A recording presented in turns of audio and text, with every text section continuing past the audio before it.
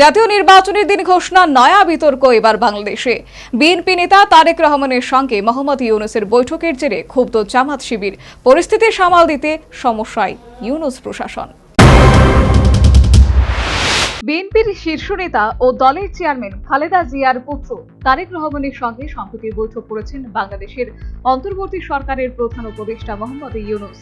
সেই বৈঠকের পরে যৌথ বিবৃতি দিয়ে 2026 সালের ফেব্রুয়ারি মাসে বাংলাদেশে নির্বাচন হতে পারে বলে ঘোষণা করেছেন তারা। আর তাতেই শুরু হয়েছে নতুন বিতর্ক।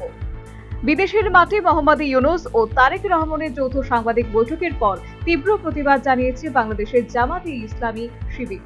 তাদের অভিযোগ, অন্তর্বর্তী সরকারের প্রধান উপদেষ্টা একটি দলের প্রতি বিশেষ অনুরাগ প্রকাশ করেছেন। এই বিষয়টি তার নিরপেক্ষতাকে ক্ষুণ্ণ করেছে।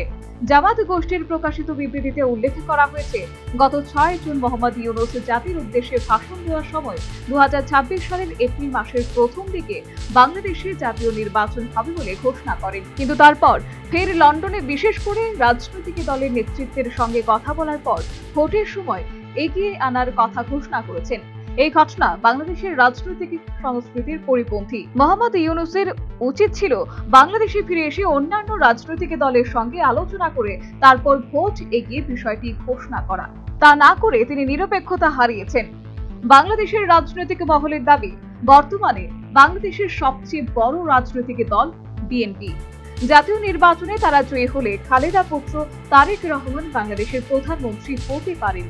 সেটা বুঝতে পেরেই মোহাম্মদ ইউনূস বিএনপির প্রতি পক্ষপাতদুষ্ট আচরণ করেছেন, যার জেরে রেগে আগুন Jamaat Shibir. Bureau report, news vanguard.